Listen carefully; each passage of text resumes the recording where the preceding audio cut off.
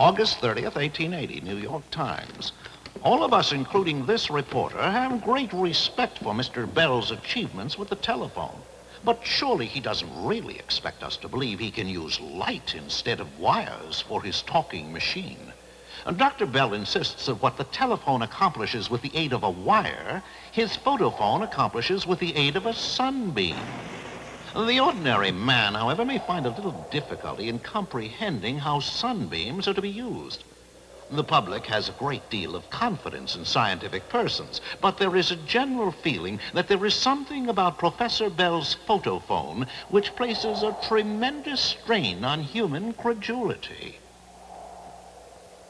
Mr. Tainter, if you hear what I say, wave your hat.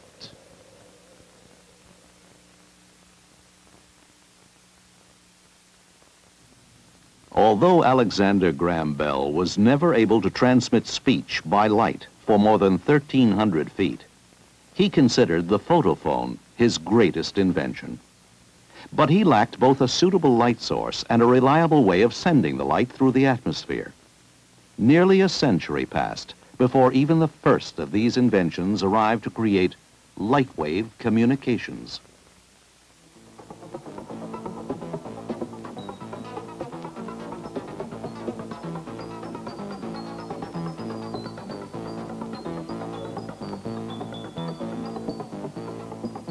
Imagine sending a letter to a friend across the country in a minute or less, or reading any book in any library in the world as easily as dialing a phone, or tuning in on more than 100 television stations for entertainment or education. Well, the basic technology to make these miracles realities is already developed. And should economic factors and need dictate, these services may become part of our daily living.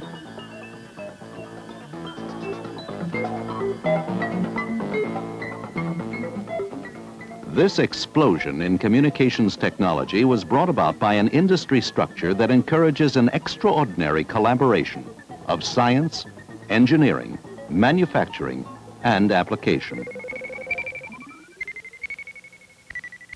Every detail that makes lightwave communications practical is in itself a miracle of invention. The light source capable of sending phone calls, data, even television signals from one place to another, produces the purest light in the world, the laser.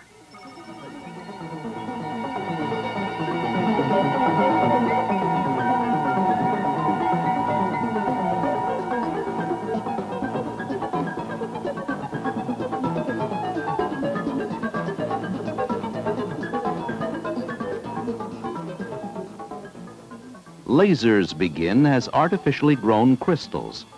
Slices, thinner than paper, contain hundreds of lasers, the size of a grain of salt. Lasers are controlled to flash over 44 million times a second. Transmitting coded messages, they are designed to operate reliably for 100 years.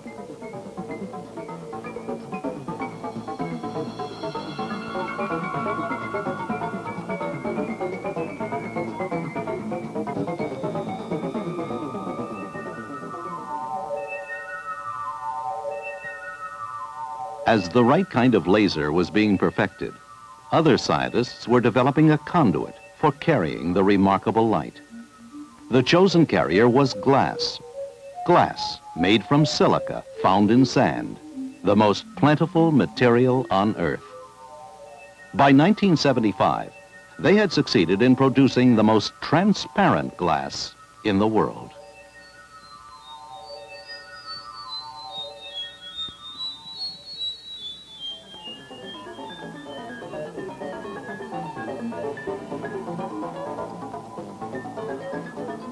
Thin as a human hair, these glass fibers are capable of carrying all kinds of communication signals for several miles without loss or distortion before they need to be strengthened and sent on their way. And they are stronger than steel.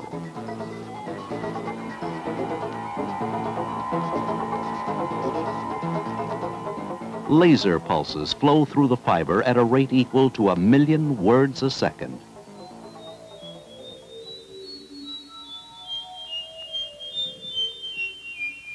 After nearly a century, Dr. Bell's dream has come true, but not in the form he would have recognized.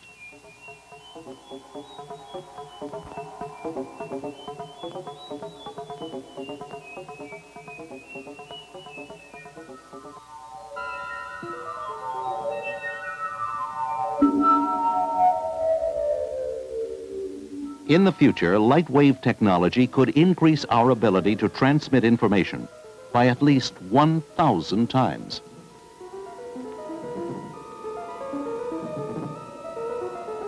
Light guides are immune to crosstalk, lightning, or other electrical interference.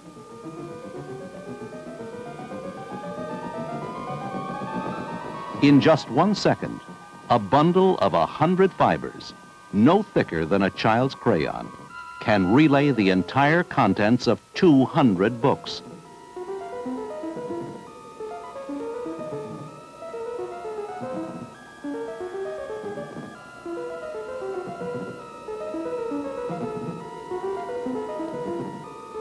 These threads of glass, sometimes described as angel hairs, are destined to have tremendous impact on our lives. The way we communicate, the way we conduct business. A glass fiber cable can carry 48,000 two-way voice conversations, or 72 two-way TV channels, or 1 million simultaneous business data messages.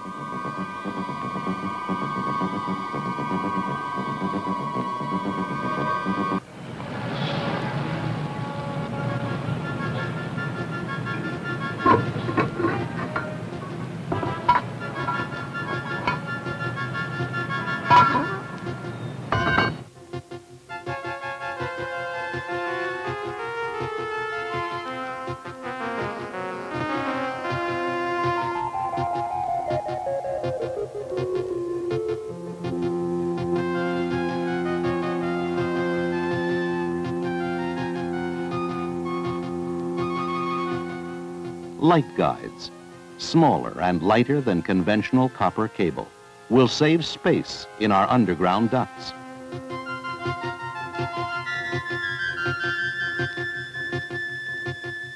Today, trials are being conducted to test this new communications technology.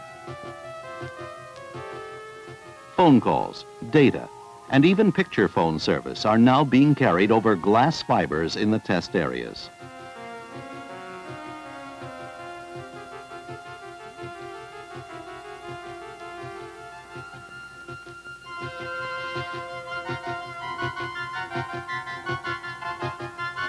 It was really good. Wanna go say hello to Daddy? Okay.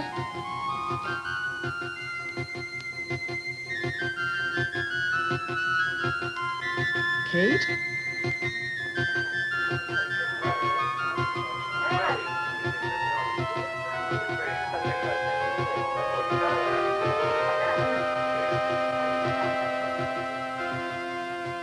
Ladies and gentlemen, this afternoon we're going to be meeting with our people in Washington to talk about this problem of rising costs. So why don't I just invite them in?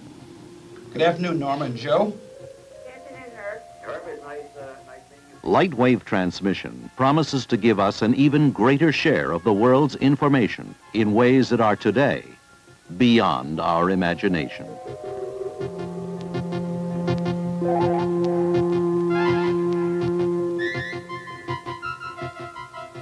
Many of the world's inventions were once regarded as impossibilities, but they are now part of our lives. As lightwave technology expands, communication by light will surely be part of our future.